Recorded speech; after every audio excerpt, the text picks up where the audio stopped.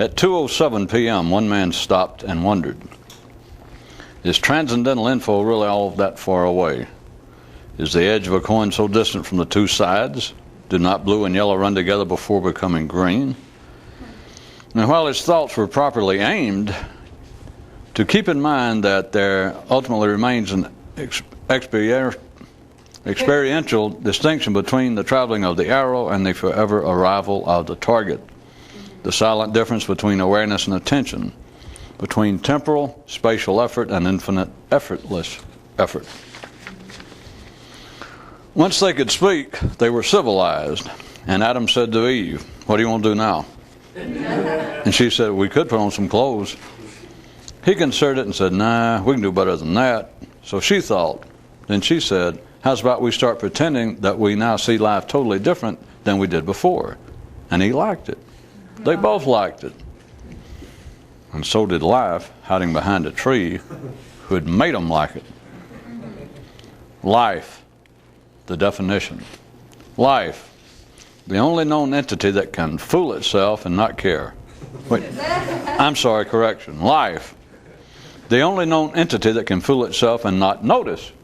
Hold it. Should go like this. Life, the only known entity that can fool itself and make you believe that you're responsible. And now, the query. Why are there two sexes, two kinds of information, and two parts to man's brain? Answer. So things will look more complicated than they actually are. And the snake looked at man and said, "I knew that. What's wrong with you?" A father gave his son this news. One of the main things that keeps the stupid stupid is them taking it so seriously. But hey, he added, don't take it so seriously. The way life has kept too many people from becoming mystics is by making them take it too seriously. Ah, yes. Legend has it that on this one world, no one is permitted to try and become more conscious for longer than 20 years. And oh yeah, I'm not going to tell you what it says after that. The simple, no matter how sophisticated, believe that worry comes from the mind. A man who knows just a bit more suspects this is not the full picture. And a man who actually knows what's going on, well, let me tell you. One day, in a fit of allegorical angst, one city announced to the fleets of ambitious trucks approaching its borders, "No conveyor of intelligence enters here who is not either Peterbilt or Peter-headed." And all but a trickle of traffic was stopped.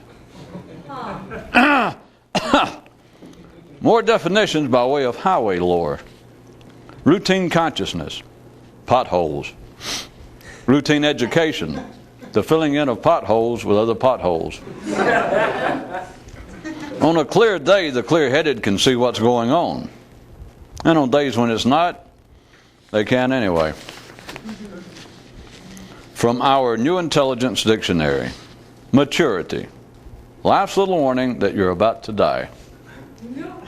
The viewer writes, taking the subconscious suggestion you've been sending out to me all along over the airways, I can now juggle and keep 63 balls in the air simultaneously. But I find this takes about all the mental attention I have, and thus many of my past everyday problems are not getting seen to. And my two questions are, how come it doesn't seem to matter, and how can I get more balls in the air?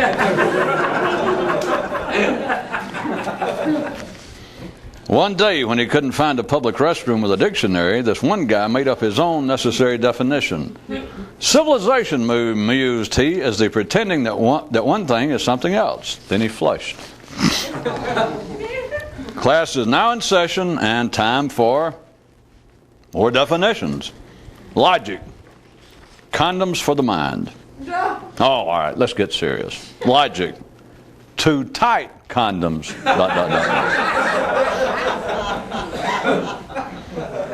But now for some real educational news. The less meaningful the subject, the more difficult it is to master. And now for some additional material to help us improve our social skills. Life makes up to the dumb for having made them dumb by making them want to be popular.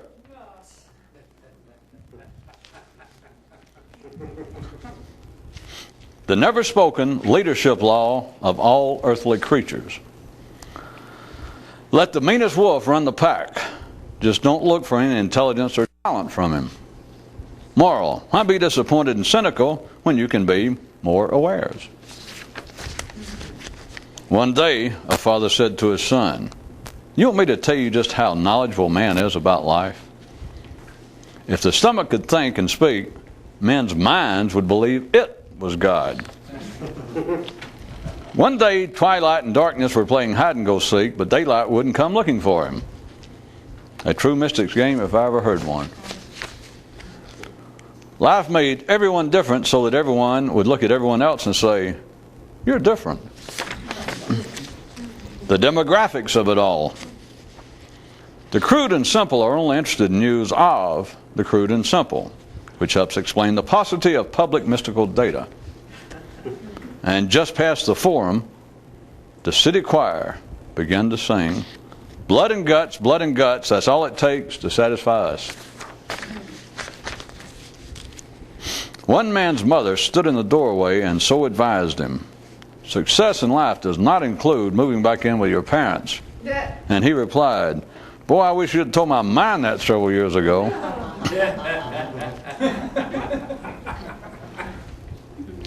When it comes to thinking, a mind and its parents can't be too soon apart. Life reminded local conditions, which in turn reminded some important local humans. If you don't act serious when you deliver bad news, people may not believe it. Laying out in the grass, on their backs, on a sunny day, gazing up at the sky, a hippo said to his wildebeest compadre, "If such as we had mental knowledge of our upcoming death, do you think this would make us more reflective and philosophical?" We interrupt this fable to bring you some extremely disturbing news. And now back to the feature we call most people. Most people never worry about death until they're afraid they're about to die. How come no similar situation with stupidity and routine awareness? And most people will do something if they have something to do. This does not, however, seem to include trying to be more conscious. The parade, progress, history, and other civilized events. The old want to trash the young, but the young want to do it to the old worse. Yeah. So, thought the starving, stranded soccer team, that's how it works. Carousels, collusion, limited perception, and other midway treats. How come squirrels will eat bird food, but birds won't eat squirrel food? Answer: because you're blind, that's why. The view from street level. Once things started to go downhill, they really went downhill. The coach told all the backs, once you grab a cliche, run with it. The routinely simple love to hear the thoughts of others, and the pretentiously simple love to present the thoughts of others to the routinely simple. Thus, everyone is happy and everyone has something non-dangerous to do. Do not bother to ask if this has any application to people wanting to be priests, rabbis, reporters, teachers, cops, bureaucrats, and other small-time show business personalities. Men withdrew the vitality from their religions once they began to dilute their initial conception of their God's singularity and source of power, His originality. Just as out in life there are those who build and those who destroy, likewise mentally. Don't point. How progress in an apparently closed system works. The tail of a snake smells worse than its head. Being alive and having a mind makes many people disturbed and dissatisfied. Time was when they turned to religion and myth, then to art and philosophy. Now much attention is given to politics and psychology. And through it all has run the stream of drugs and other attempts to physically cause an alteration of one's consciousness.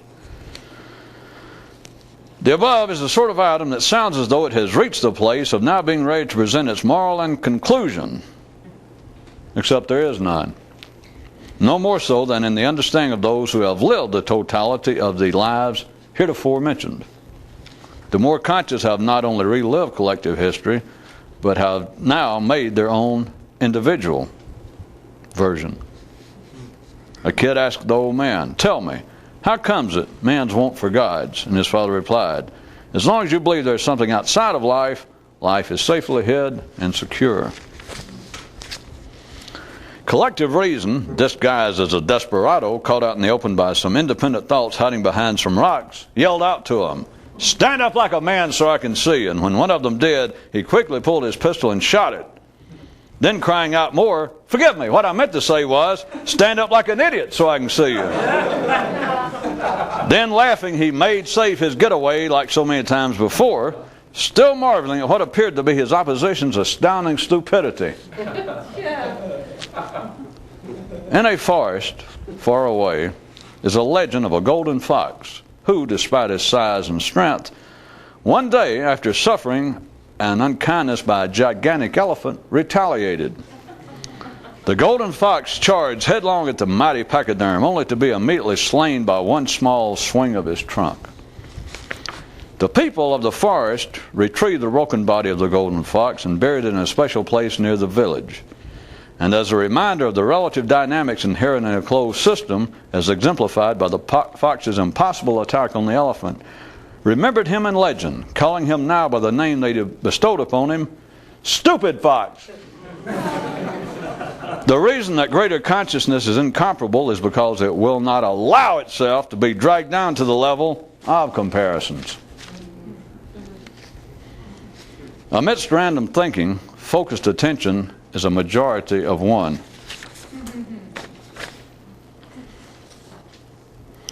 If any real consciousness expanding activity ever takes on a public side and appears to be a religion or systematic philosophy or the like, no matter what it's called, its true name will be rub their faces in it. Don't you just love it? A story. Being a mystic is never having to say you're satisfied.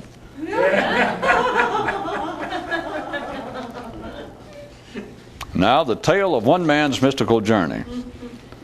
He tortured himself until he gave in. Now, mystical quiz time. Question: why do all pictures of Buddha show him smiling? Answer: because he didn't pose for any of them.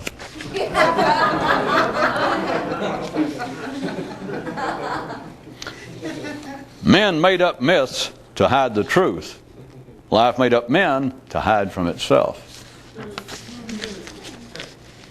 The kid asked the old man, "Describe mysticism to me," to which he replied, "It's one of the lookings for a cure, the valid one."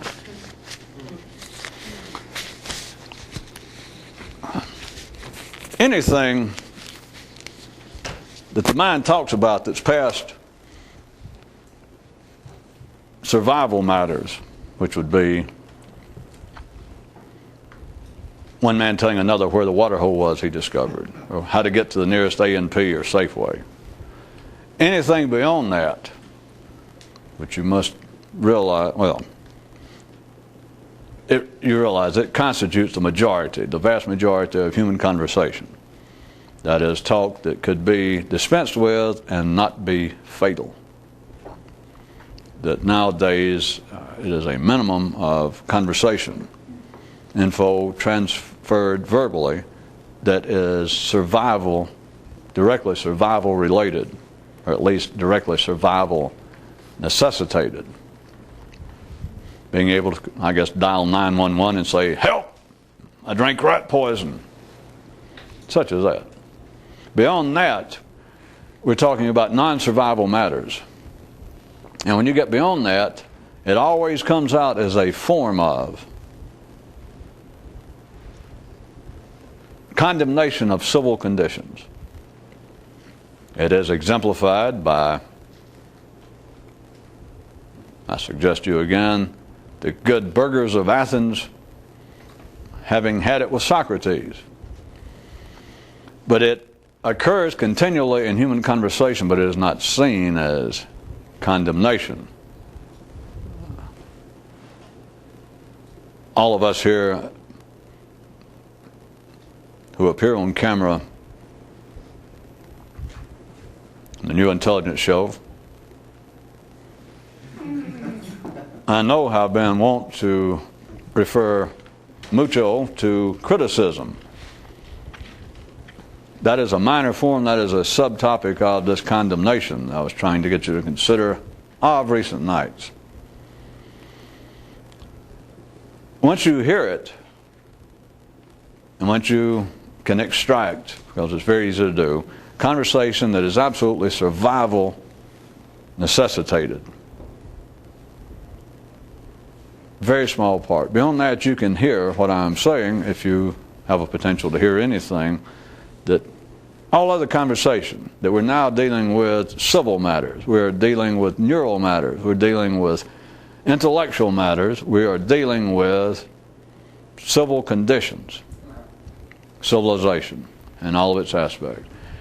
Everything that's said is some form of condemnation, which is why it is easy, at least for those with strange ears, to point out that almost all conversation, almost everything that everyone says, is some form of criticism. Or it's hostile, it's aggressive, there's an edge to it. It is certainly nothing approaching objective. It is certainly nothing approaching nonpartisan. There is a reason for it. There's a reason why all news seems to be bad news. That's why the only news that will catch anyone's attention is some form of bad news. That is almost all non-survival activities of the mind.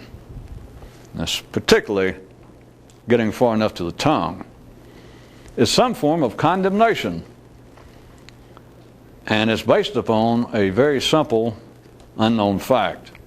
That is that the past has got to condemn the present. If it did not, the genetics, the sequence of genetics that keeps everyone alive, foxes, hippos, elephants, wolves, and humans at the survival level, that sequence would break down. The civil structure, the intellectual structure of man would break down. It would be that every generation you would have to reinvent civilization. That is why history is considered so important. That is why on a larger level education is considered so important by those who are the primary standard bearers of civilization. Although looked at from the view that they try to present from their limited perception of how important education is, it's not all that important. It's important that there be a continual sequence. It's important that the parade not apparently get interrupted, that apparently be no gaps in the genetic progress of man up here, because it would be simple, relatively speaking. You do understand from the survival level down, it would not be simple. There are no gaps. If a gap appears, it gets to be a big gap. That is, if life decides, just for instance, that for whatever reason, it overlooks it or it gets ticked off. Let's just say it, large kinds of reptiles. Let's call them dinosaurs. And maybe it skips a generation. Let's say it forgot, kind of got distracted, and it didn't renew the dinosaurs' genetic continuity this time around, this year. If it forgets once, just like those honored beasts, if it does it with anybody, your history. It does not pick it up. In other words, that kind of sequence cannot be interrupted. Something does not disappear at this physical level, which is the survival level, and suddenly reappear.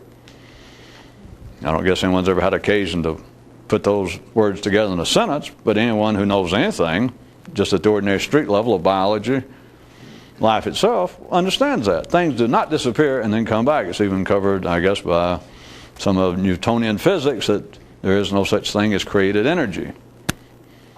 Of course, then they would be hard-pressed to say, well, wait a minute, there's not supposed to be energy disappeared. Where did the dinosaurs go? Wait a minute, they're hiding and they could come back. Yuck! No. Once a gap appears physically at the survival level, it does not come back. It would be the same intellectually. When people's history, it doesn't happen totally, but when a people's history is damn near wiped out, they're damn near wiped out. I drug that out a few nights ago for a different purpose, but pointing out how, from any ordinary intellectual, civilized view, all of these stories with which history be fraught of some, quote, relatively speaking, quote, advanced civilization encroaching, discovering a less one, and as soon as they overrun them, which only takes a few hours, and then they sit around and they get through raping and looting, they just say, well, how are we going to hold on to this? It takes no thought because life does it. It's not through their nefarious deeds and their lack of appreciation for more primitive peoples. The first thing they decide to do is destroy all the records. Look around. They find they've got little statues, and they're not just bric-a-brac. They find the little statues represent the history of this village, the history of this people. Little clay tablets, little bark books that they've so painstakingly put together, thousands of years, that you would just love to get your hands on if you just didn't have anything better to read or there wasn't nothing good on TV some night. And then you hear that these dunderheaded, these Philistine-driven, not Peterbilt, the other version of people, one guy just turned around and went, they said, hey boss, what do you want us to do with these little tablets and these clay things? And he looked at them, he couldn't read it. He went, burn them, throw them away, piss on them, do something, get rid of them. And people think that's horrible. And it does seem condemnable from a civilized view. You think, oh, that's a shame. But it was not people who did that. It was life that did it. And what I was pointing out a few nights ago was for a people to progress in one sense, and it certainly, I assume you put this together, it does not require necessarily that some other culture or civilization come into these people and physically destroy all their books. I just did that to get your attention about Caesarean progress through a form of Caesarean book burning, which just sounds horrible. Good. Remember, a father told a kid, if I ever told you anything, you remember that one? He said, if I ever told you anything that made you mad or sounded horrible, you didn't understand it. But the history, their less advanced history, which is their past, must be destroyed in a sense. But this is very selective, and it is not literal. It is not total. Because if you destroyed a people's past, that's all you got to do, get rid of dinosaurs at the intellectual level. All you got to do is create that one gap, one generation. And one generation could mean many things. It would not necessarily have to mean 20 dog years. Oh, I'm sorry, human years. I forgot. Thought I was still back at directing the Kennel Club.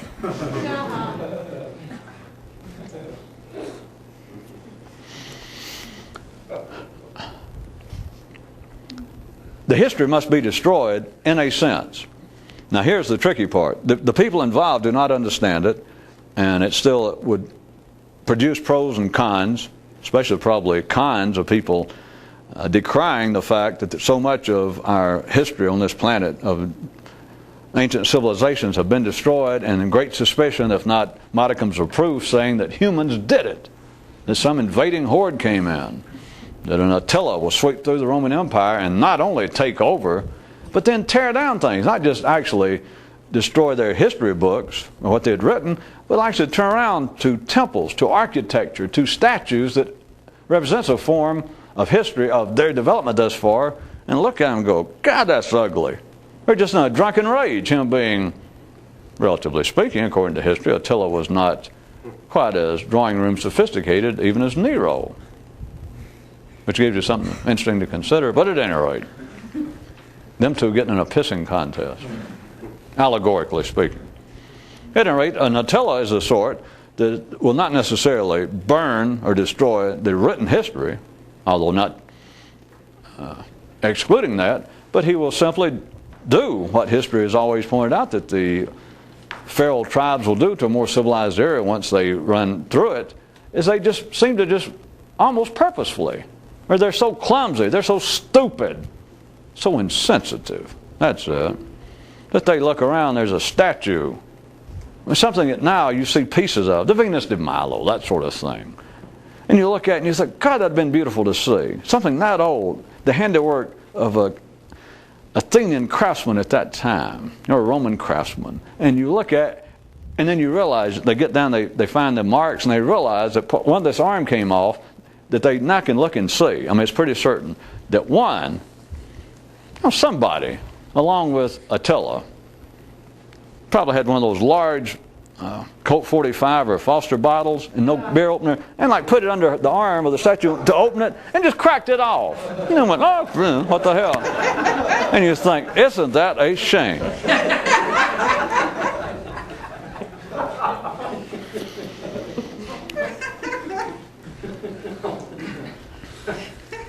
Back to the collective part right quick so we can get on to the individual specifics of it. You do not have to be a historian to know this, or you should be aware of it.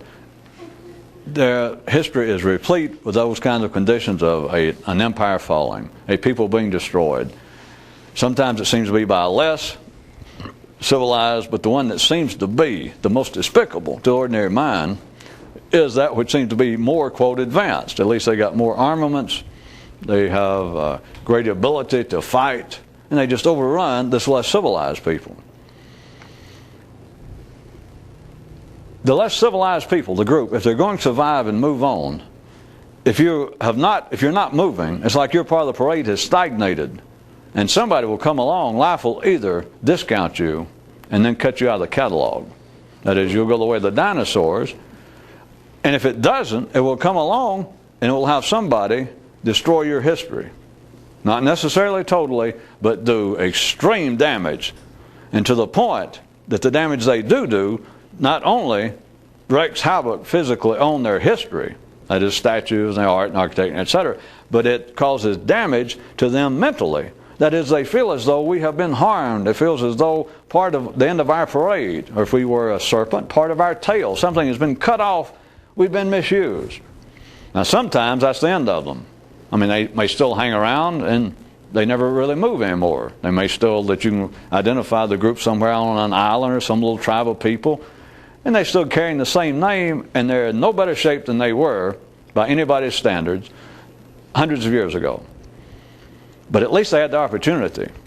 And if it does happen that they move on, you can rest assured that somewhere along the line somebody did extreme damage, some other group, to their history. Now, let's get to the individual, personal, intellectual part, which all this is actually taking place in you, if it's of any use. Everything that comes out of ordinary consciousness is mouth. Ordinary awareness is mouth, which would be the Roman Empire, the Athens Senate, the Roman/Judaic judges fooling around with Jesus, all of that. It is all a form of condemnation of something. And it appears to be of rebels, of outside forces, of dangerous, radical individuals here and there. The danger is that the present, it's a struggle between the present and the past. And once you get past the temporal side, you can also see it spatially. It's a struggle between the older part of your brain and then your potential part. The older part, the old always want to trash the young. Go back and quote myself. For those of you that didn't get the gist of it, I know the sentence was a bit either tricky, tacky, or some other phrase, but it went, the old always want to trash the young, dash, but the young want to trash the old even worse.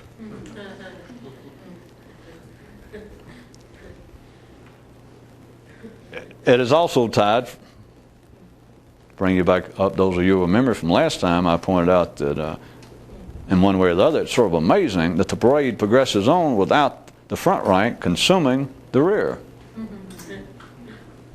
Huh? That's what we're talking about now. The old part wants to trash the young wants to trash the old. What this is back to looking for a cure. What this is a possibility that had not life distracted you sufficiently, everybody might be trying to be a damn mystic. Everybody might be trying to be more conscious. But there is everything in the world arranged against that. The reality of this is certainly known in a very crude and simplistic fashion amongst even the most, crude and simplistic. Ordinary people, decent folks, intelligent people. All religions, certainly all would-be mystical cults, and their individual participants are firm believers. As soon as they hear it, they just thank God. Even atheist cult, mystical cults, they thank God as soon as they hear somebody point out to them, my son, my daughter, you have picked a hard course to follow here.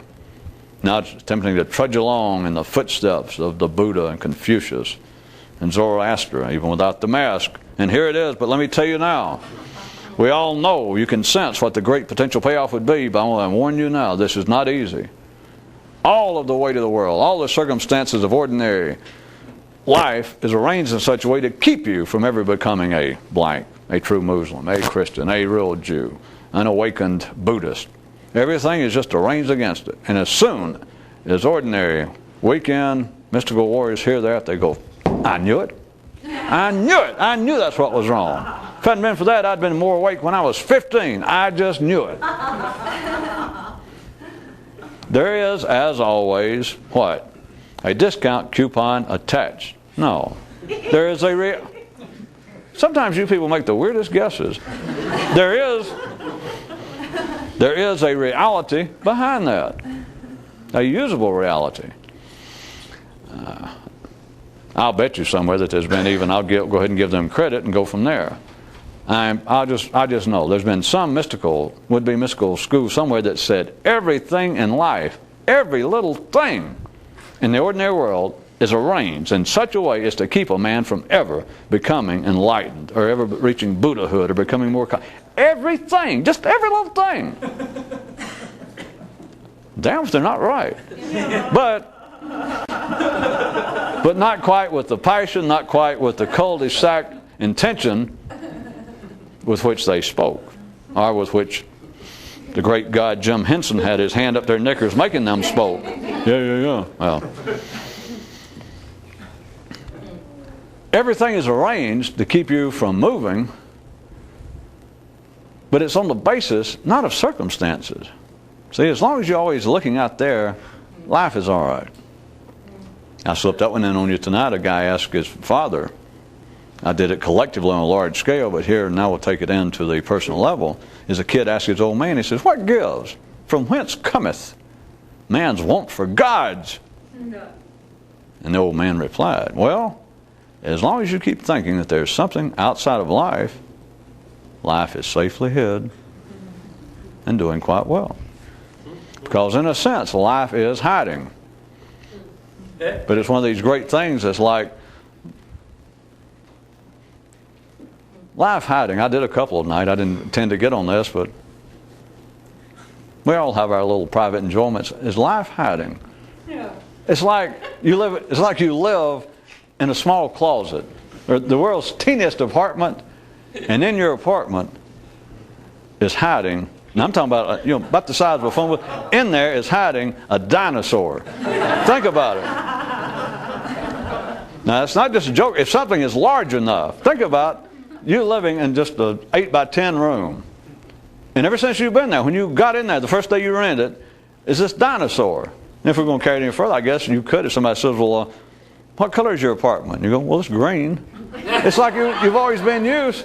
But it's, as they would say, those lovers and dancers of cliches, it's hiding right out in the open. It's just right there. And if somebody suggested, I heard that some people in small apartments have, when they move in, they don't realize it, but there's a dinosaur living in there. And a person might think, well, I've never seen it. I've never seen it. And you said, well, you ever notice anything unusual? And he said, no, it's always been the same since I've been there. But when they heard about it, sometimes people, their mind, you can see their little piggy eyes kind of wander off like, that is weird. Life hiding. Anyway, life is hiding. That's the version that most ordinary minds like to hear. It's really life's intention. Life is hiding its purpose. But again, right out in the open.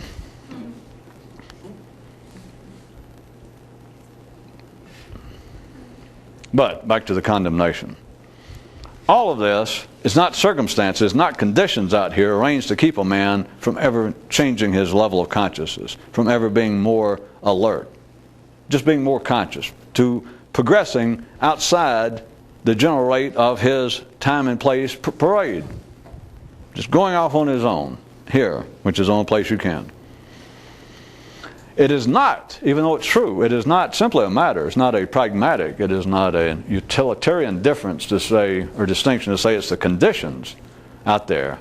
Every little thing in life has just been arranged. Life is arranged to keep everybody right where they are. You're born in this apartment, you're surrounded by an invisible, or you don't recognize it, dinosaur. And it's like you're born, and it's got this configuration in there in your closet, and as soon as you went in, you found out that was where you live, you fit in. It's like the impression or depression had already been made in this thing, so you open the door and you go in, and that's what it is. And if somebody tells you, do you realize that you go around like this all the time? If you're born like that, you don't know it. Or if you say, I hear tell, there's this theory that everyone who lives in regular little small apartments is actually harboring a dinosaur. Can you believe it? And you go, no. So you can say, do you understand the purpose of all that? It's as though there's a little depression, as though you were born on stage, fitted out for a costume, fitted out for a little place in the great drama. You were born there. And if somebody says, do you realize that you're playing the part of the town idiot, the hunchback? And you go, doesn't seem that way to me. Do you realize, did you know that there's some theories that there's a dinosaur lurking in everyone's little room? There's nothing amiss. It's your room. It's you. So in that sense, backing up for a second to come back to speed, a different speed. People would want to say, people would agree, especially those with any transcendental inclination, that life is arranged in such a way as to keep you from actually ever changing. Even ordinary people say, well, yeah, life's arranged that way at a physical level, which is hardly worth talking about, but just to show you that it's not some discrete jump from the ordinary mundane life into the so-called mystical. Ordinary people, I mean, they'll line up to go on a talk show now to convey the fact that, yeah, life's arranged. Yo, sure, I'm on cocaine, but you think I want it to be? I mean, do you think that one day I went, well, let's see, I think that I'll just become an alcoholic. I believe I'll start taking so many drugs it'll wreck my life. In the studio audience, and the man or woman running the talk show, everybody goes, well, no. It's conditions. Conditions in such a way that made me what I am. So everyone understands that at a very simple, meaningless level. That's just playground hobbies for the simple and crude. But then when it gradually moves up into the intellectual area, people would still say, moving up to where ordinary people would consider that we're on a higher level even. That is, people attempting to do something with their consciousness through meditation, through fasting, prayer, religious rituals. In other words, trying to expand themselves in some way, spiritually, consciously. And you get up here, and they will still say, or they're delighted to hear someone else say that they might respect, to say, do you realize this is not going to be easy? Now, some of you people are going to undertake this. You may have been, for all I know, an alcoholic at one time, or drank a lot. And people go, yeah. Or some of you might have fooled around with drugs. Yeah. Well, you know how hard it just seemed like everything. When you tried to change something simple, like you decided to quit drinking. Yeah. And what happened? It's like everywhere you turn, it was somebody handing you a drink. Every time you went to a job, the first thing when they'd interview, the guy'd say, oh, you don't have a drink? Hand you. It's like the whole world is arranged to keep you from every change. You go, yeah. So, well, it is not all that different. Now that you're attempting to do something of a higher spiritual, intellectual nature, let me tell you now, life is still, so it won't come as a shock to you, life is still arranged that all the conditions are such to keep you from changing. This time, not just to keep you from reforming your alcoholic or drug-induced ill way of living. Now, believe it or not, conditions, once you start struggling, once you follow my method, well, not my method, it's the method by a great teacher that I got out of this book, but once you start trying to apply this, you're going to find out, again, it's like everything in life, all the conditions arranged to keep you from moving, keep you from changing. Now forget the conditions. Now back to us, back to you, because us and them Out there, it's an accident site. The highway patrol, chips will be along later, and they'll file a report if that's what you want, and you can say, hey, I couldn't help it, a drunk hit me. And if they say, we didn't see it, and you say, well, okay, I was drunk and somebody hit me. And they'll make a report. But now back up here, enough highway lore. The conditions are arranged to keep you from moving at all. But it's not conditions out there. It's brain conditions. And I don't mean psychological. If I'd meant psychological, I'd have said what? Psychological? You guessed it. Brain conditions. Not mental conditions. Not social conditions. It's brain conditions. It is the older part of the human parade which is marching through your head. At least you think it's only you marching in the parade. See, that's the thing about people with only 3D sight and awareness. You're marching in the parade. In a sense, we're all marching on the parade on this planet, but the parade is also marching in you. In here, the part of the parade where ordinary consciousness resides, at best, has a sensation of now. At best. It is all it can do is fight a continual rear guard action against the past. Ordinary people, normally they would differentiate and they say, well, now that could be true. I could be fighting a past over the outrages inflicted upon my culture. That is, back to this, that it could be the Roman Empire. Somebody in the Roman Empire saying, well, I'm still suffering over the fact that those Philistines and those uncivilized beasts swept down the steppes of Europe and destroyed us. So we're, collectively, us Italians, us, the Roman Empire, we're still trying to pull ourselves back together. Plus, I mean, if that wasn't bad enough back there, plus, me individually, my father used to whip me. And he drank. So you got two. You got two attacks coming from the past. That I am psychologically traumatized, afflicted, bruised, individually, which is what psychological means, plus I am socially or civilly damaged. Well, I was born, my parents are poor. I was born in a lower socioeconomic class. I was born in a minority religion where my family happened to grow up. Whatever it is a man's ordinary consciousness which passes for his, what do they call it? Starts with a P. Not Peterbilt. Personality. Nobody liked the one about life, taking the oncoming truckers, the conveyors of intelligence. Maybe I thought you people were too diesel hip. They said only two kinds could pass the entryway into that city. The Peterbilts and the Peter-headed. Check with your uncle. Assuming everyone has an uncle who's a gear jammer. It is a continual action for what seems to be a man's, what we think of ordinarily as a man's personality. It is all he can do to hold any spasmodic sensation of a present, which has led to, as I'm sure some of you know, a sizable handful of would-be mystical systems throughout the ages that were built on the fact, well, what we've got to do is live in the now. And somebody says, can I ask a question? And go, oh, certainly, what is it? Well, at least it shows you people to understand something, because I didn't have to put a punchline. You understood the humor. See, that's when you get good, is the setup is where the humor is. The punchline is for children.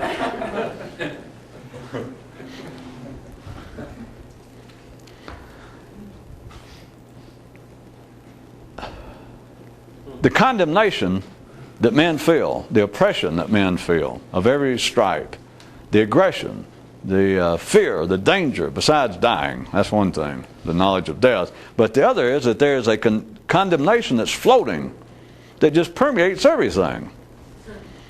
And the condemnation is the past of anything that's not the past. And at best, it's the present. I certainly could have thrown in the future, but I was going to say that for the punchline for real mystics, because it can't really go that far. If you notice, even that which apparently deals at the civilized, at the ordinary level, that apparently attempts to deal specifically with the future, prognosticators, fortune tellers, astrologers, what do?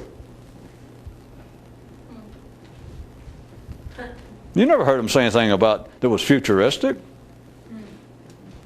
They talked about how the future is about to replay the past. Things are going to be horrible. You think it rained frogs back in 1247? I can see it now. There will be a comet. Well, there'll be something in the sky. And it'll get real hot. Or maybe just humid. And I think it's going to be, close to a weekend. Late in the week. And what's going to happen? God, I can see it now. If it rained like 2 tons of frogs per square foot in Western Europe in 12, whatever it was, then I can see it now. It's going to rain tons of frogs. And people think, is that inside or what? I mean, really, tons, yeah, and they're going to be real slimy and stinky. I mean, they're going to be worse than back then. And people think, well, that was great. How much was that rating? $20. And they feel like, well, I got something worthwhile. I mean, it wasn't like they got good news. Or the soothsayer said, well, I don't have anything to say. Give my money back. The bad news, what I wanted you to see was that the ordinary mind, we're not picking on soothsayers. They don't deserve it. They got a city license. Let them sooth. Your own mind, it cannot at the ordinary level predict the future. It can't even talk about the future because it cannot be aware of the future. It is continually having to fight. It can't burn the bridge. It's having to fight not its fellow Romans, which it could be, well, enough history. It's having to fight them off, Horatio, behind them. I should have stuck with history. It is almost having to fight themselves, but we're going to stretch allegory to the point that the trusses may fall, which of course will be collapse of bridges and harm everyone with a hernia. But if you're having to fight at the personal level here, you're having to fight continually the past. But now let's forget the grand hand gestures of the past, of it being out there and being your culture, the collective past of man, or your individual past of how poor was your childhood. It is here. Everything is arranged here. Every little condition. Could that include brain cells? I believe that's what conditions actually mean. They are arranged, the conditions are arranged specifically in such a way that all you got to do. See, now here you can do it without me, without bringing up history and doing all this. All you got to do is try and think of something you never thought before. And your own neural Athenian Senate, your own Roman middle class, your own judicious, upright middle class rabbis of Jerusalem, circa 0 AD. All right, AD 32. That part of your brain will suddenly grab you and slap you silly. I thought you'd like that. Now a better telling. Your brain won't do anything. The son of a bitch won't even crank. You think, well, it's time. I'm beginning to get some idea what this is. What I'm going to do is I'm going to move over to a different area of mine. We can change allegories in the middle of a highway lore. I think I'll move over to a new area of my garage wherein I may have a conveyance of additional or different new intelligence I've never used. So you move over and you stick in the key. And that doesn't even whine. It doesn't backfire. It doesn't go, it doesn't slap you silly. I just did that to get us going. It doesn't do anything. You try to get over there and get in, put in the key. It's like traveling and going and meet some new group of some would-be Zen school or any kind of meditative school, and they say, this is great, I'm glad you came here. We've got a great book and all kinds of literature. We'll have some good food later, but good you got here. Sit down and try your best. Kind of put your head like this and take a deep breath and try and picture a flame floating just above a still lake. And you think, God, that sounds great. This is finally it. So you sit down, you take the position, and you do it. And it's like you put the key in, and then you go, and they say, I'll make it really good. And they say, whatever you do, hold that picture. You can't lose that picture. We're all going to sit for an hour, and we'll ring a bell so that you can come out of that focused attention. You go, oh, this is it. So you put in your key, you sit down, focus your attention for an hour, and you sit down, you put in the key. It doesn't slap you silly. You do this. You sit and you think, boy, I wonder what kind of food they got later. I wish that girl let me in. Boy, she looked pretty good. I wish she was married. She got a boy. You get the point, right? that you put in the key. It sounds just right. That yes, this is what I'll do. That's it. That's the whole trick. Is to be able to suddenly, to be able to grab your own attention and just hold it. Just hold it and focus it. That's it. And they say, sit and do it. And you go, okay. God, I wonder where they got this idea. Did I read this somewhere? Did I recognize it? You understand? You think, that's it. That's it. It ain't that. Well, it ain't that if you go, that's it. That's it. Well, have I ever thought this was it before? Your brain, you remember where we were? Your brain cells are arranged structurally in such a way. Humanity is collectively, which I've been trying to get you to see that and get past the point of being cynical and sarcastic and hostile about it. That's just the way life is. It is arranged out there that things are not going to change. Things don't have to change. Things don't need to change. It's only those of very poor, limited canine sight that do not realize that the world is run by the meanest wolf in the pack. That's what you want. Not only politically, priests, rabbis, you want the head of the pack to be the meanest son of a bitch and wolf there. So that when other packs down here start to attack your pack and take your territory, they're going to be run by a mean son of a bitch and wolf. You want one at least mean enough to protect you. But you've got to understand what life's about at the ordinary level. What the parade is about. It's going to be the meanest son of a bitch. That's who you want as president. That's who you want as the head of your church, the head of your cultural structure, if there was such a thing, the head of your national identity. You want the meanest son of a bitch and wolf, good and healthy. But the best you can judge is kind of look at him and just make sure, best you can tell, there hadn't been so much inbreeding that he's cross-eyed and his nose over here. I mean, if he looks in his legs, if he just looks, he's already mean. We got that. He's already mean and just overbearing. Nobody wants to fool him. And if he looks like he is not about to pick up a banjo and play, the theme from Deliverance, let him run it. But then don't turn around and then start becoming a cynic, some kind of social critic and go, I'm beginning to realize that our leaders, politically and otherwise, are almost completely bereft of any intelligence, no talent, no originality, no nothing. Give it up. Wake up. See what life's about. That's the conditions out there. That is the conditions in here. And then people will believe. They will be led up to the point that I am going to think in a different way. I will be original. I will be creative. The safety valve, I mean, it's right there. It's out and obvious. I mean, it's out in the open. Again, you're living with a dinosaur who is also, in his spare time, a gigantic safety valve in your room. As you hear, well, the whole idea is to focus attention. If I could think of something new, which is synonymous with focusing your attention because you do not normally do it. Your attention normally is being focused by conditions, by Jim Henson's minions. You're simply Miss Piggy or Kermit in the midst of the whole Muppet Show. And that's where your attention is going. So to be able to control your own attention would be, in fact, to be original. And so you can hear it and go, that's it. That is it. And then what happens? You think about it. Well, you've got to think about it. I know. That's why life can hide right out in the open. And that, now to try to tie this all together, that is also why, it's not the electrochemical reason, but that is also why, one of the reasons of almost all human conversation, which is simply a reflection of all human ordinary mentation, is a form of condemnation. Because as long as you do that, you won't even struggle to upset the balance in your brain, much less to struggle out here. That is, as long as you believe, well, I could think new thoughts. I could be a more decent person. I could be more humane. I could be more evolved. I could be more consciously awake if it weren't for. And life doesn't care after that. Life provides the largest blank. It doesn't have any kind of limitation or restriction like 25 words or less. It doesn't matter what.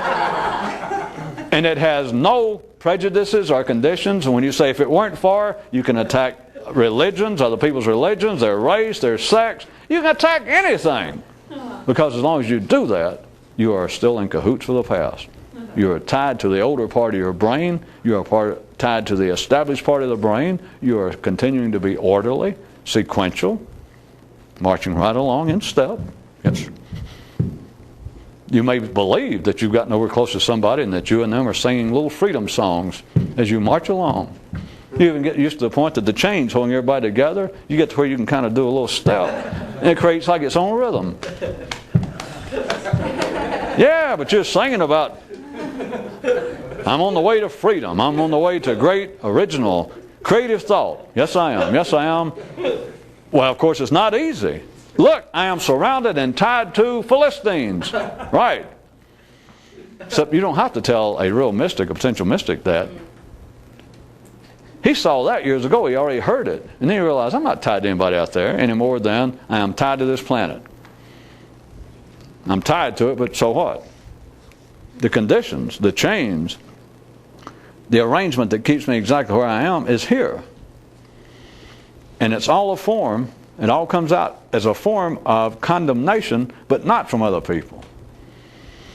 That's the crude, that's the simplistic echoes of it. It is here that every time you try and think anything, when I say different, well, now you people have got to know we're not talking about in a partisan sense. That is, that if you've always thought it was good to be an Italian Catholic, to think, well, all right, I'm going to think a new thought. Instead of that, I'm going to decide it'll be good to be Greek Orthodox. Keep whistling, I'm marching to Peoria. It's an old joke. That is, keep believing, well, I'm on my way to something great, right? You're on the way to the stockyards. You're on the way to Chicago with everyone else. New thought is not partisan. New thought is absolutely indescribable. But there's one thing that can be said for it, as us mystics say, for goddamn sure. Whatever it is, it ain't a form of condemnation.